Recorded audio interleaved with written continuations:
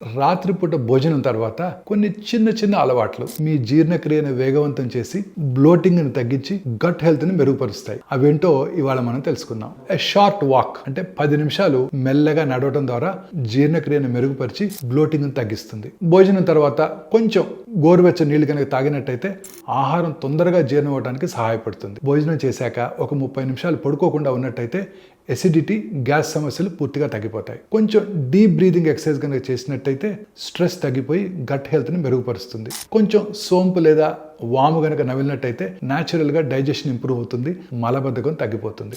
Light stretching కనుక చేసినట్టయితే అది జీర్ణక్రియ మెరుగుపడటానికి సహాయపడుతుంది. డిన్నర్ అయిపోయిన తర్వాత కొంచెం హెర్బల్ టీ, ముఖ్యంగా అల్లం, పుదీనా లేక దాల్చిన చెక్కతో కలిపి తీసుకున్నట్టయితే గ్యాస్ట్రిక్ సమస్యలు పూర్తిగా తగ్గిపోతాయి. పడుకోకుండా కొంచెం నిఠారుగా కనుక కూర్చున్నట్టయితే అసిడిటీ రాకుండా ఆహారం సులభంగా జీర్ణమయ్యేలా చేస్తుంది. డిన్నర్ అయిపోయిన తర్వాత మళ్ళీ స్నాక్స్ గట్రా ఏమి తీసుకోకుండా ఉన్నట్టయితే మీ జీర్ణ వ్యవస్థకు విశ్రాంతి, అలాగే జీర్ణ వ్యవస్థ రీసెట్ అవడానికి టైం ఇస్తుంది. ఈ అలవాట్లు కనుక పాటించినట్టయితే మీ శరీరం చాలా తేలిగ్గా ఫీల్ అవుతారు.